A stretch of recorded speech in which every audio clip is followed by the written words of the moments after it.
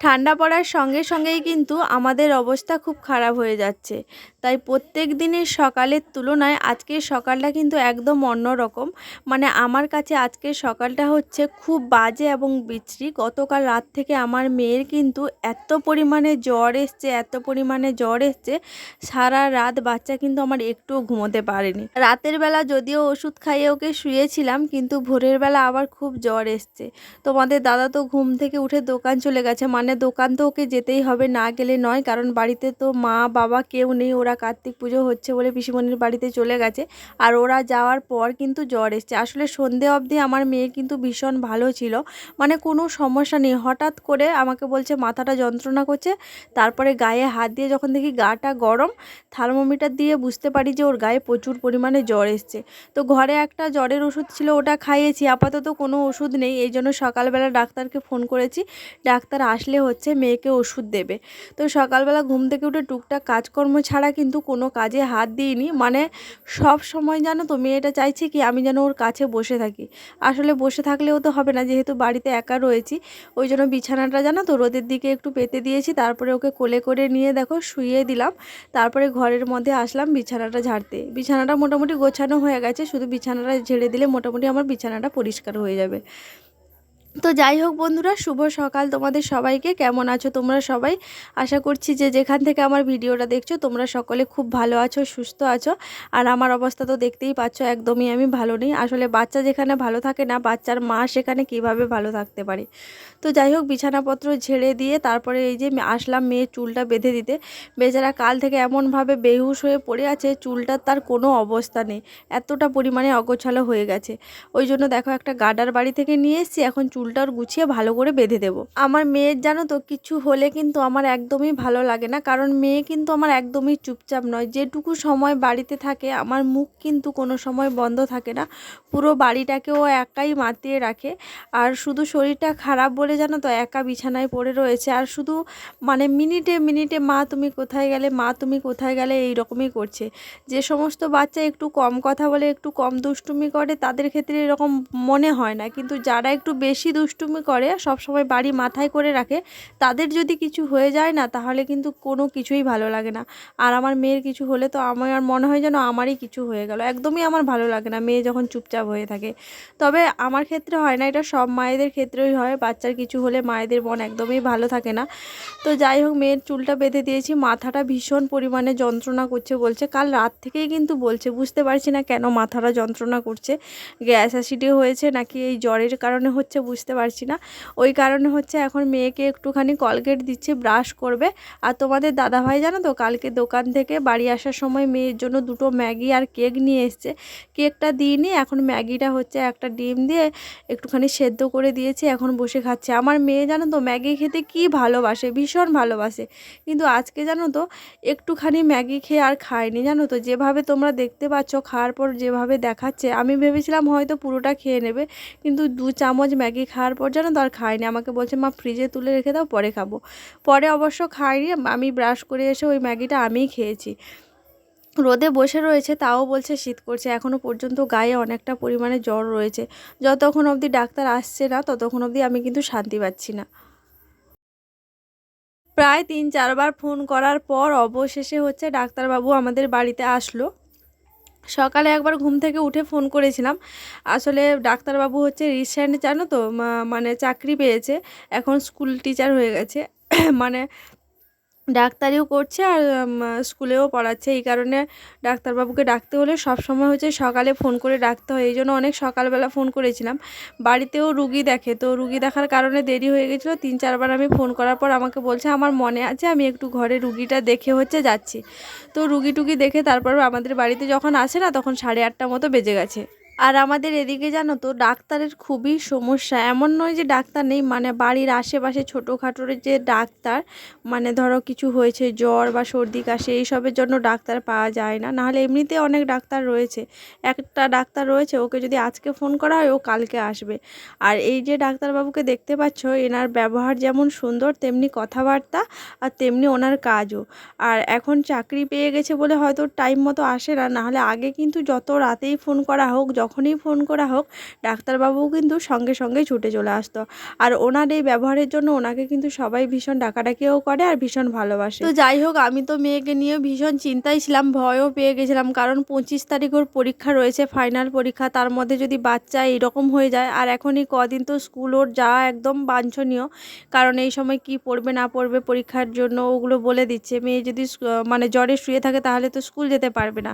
তো ডাক্তারবাবু যেটা বললো যে ওয়েদার চেঞ্জের কারণে এইরকম হচ্ছে, ভয়ের কোনো কারণ নেই, আর জলটা কম খাচ্ছে, জলটা একটু বেশি খাইয়ে রাখতে, আর অ্যান্টিবায়োটিক দিয়েছে, তো ওগুলো খেলে বলছে ঠিক হয়ে যাবে। তো কম করেই ওষুধ নিয়েছি, কারণ আমার মেয়ে ওষুধ খেতে ভীষণ ভয় পায়, আর ওষুধ একদমই খায় না। যে কটা ওষুধ দিয়েছি যদি ভালো হয়ে যায় ওষুধগুলো কিন্তু নষ্ট হবে। তো যাই হোক, ওই কারণেই হচ্ছে কম করে দিয়েছে। 3 দিনের ওষুধ দিয়েছে, 300 টাকা হয়ে গেছে। তো ওষুধপত্র দিয়ে যাওয়ার সঙ্গে সঙ্গে দেখো একটা ওষুধ মেয়েকে খাইয়ে দিলাম, বলছিলাম মাথাটা যন্ত্রণা করছে, একটা মানে হাফ জ্বরের ওষুধ খাইয়েছি, আর একটা হচ্ছে অ্যান্টিবায়োটিক খাইয়েছি।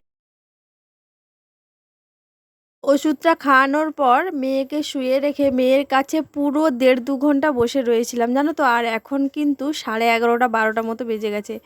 অনেকটাক্ষণ ওর কাছে বসে রয়েছিলাম, যতক্ষণ অবধি মানে ও ছাড়ছেই না আমাকে। ওষুধটা খাওয়ানোর পর বলছে মাথা যন্ত্রণা করছে, শরীরটা ভালো লাগছে না, আমার কাছে একটুখানি বসো।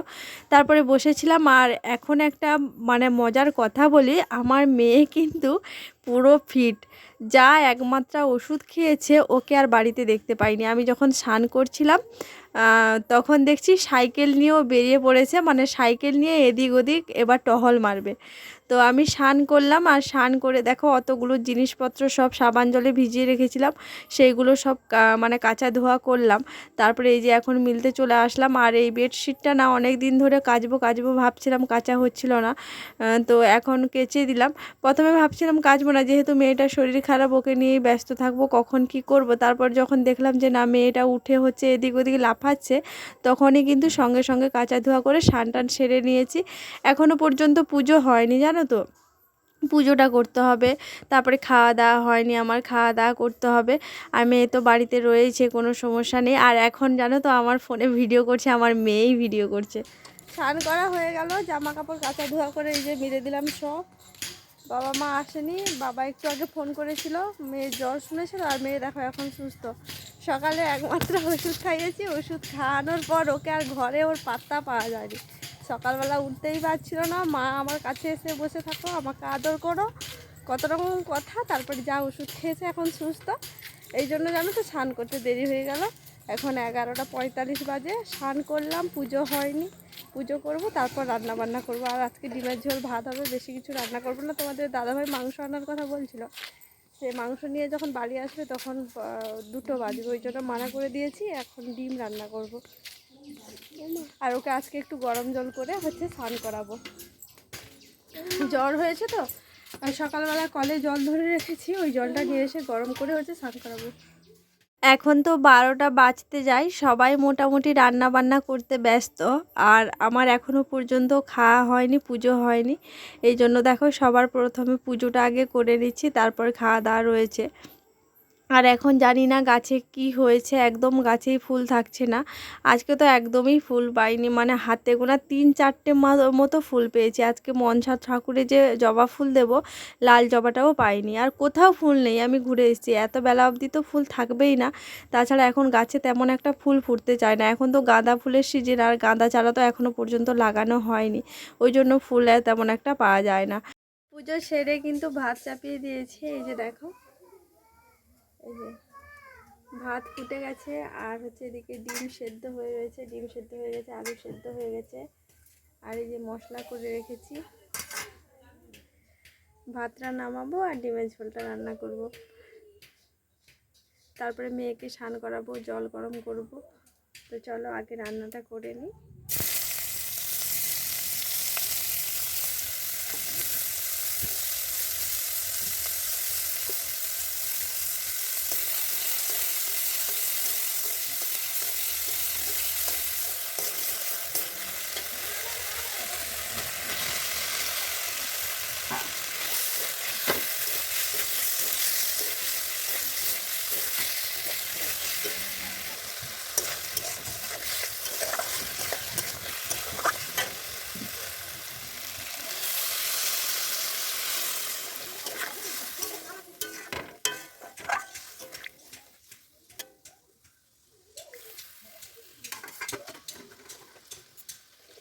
গরম হয়ে গেছে আর দেখো মেয়েকে সর্ষের তেল মাখিয়েছি বলে কোথায় গিয়ে দাঁড়িয়ে আছে।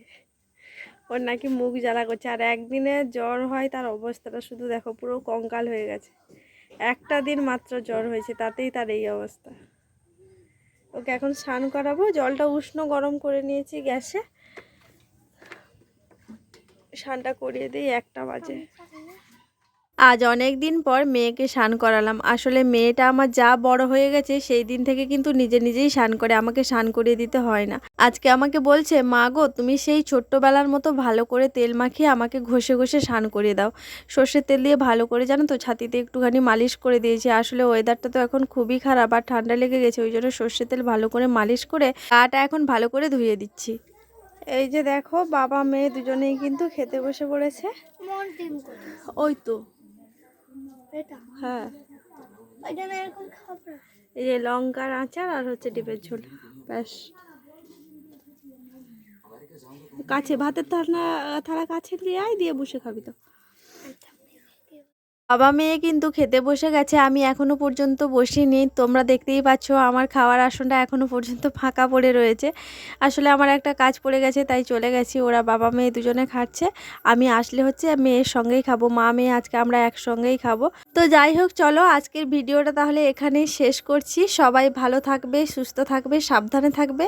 আর আজকের ভিডিওটা তোমাদের কেমন লেগেছে অবশ্যই কিন্তু কমেন্ট করে জানাবে। আর যদি ভালো লেগে থাকে লাইক কমেন্ট শেয়ার করে আমার চ্যানেলটিকে সাবস্ক্রাইব করে আমার পাশে থাকবে। দেখা হচ্ছে খুব শীঘ্রই পরের একটা ব্লগে। সবাইকে আজকের মতো টাটা।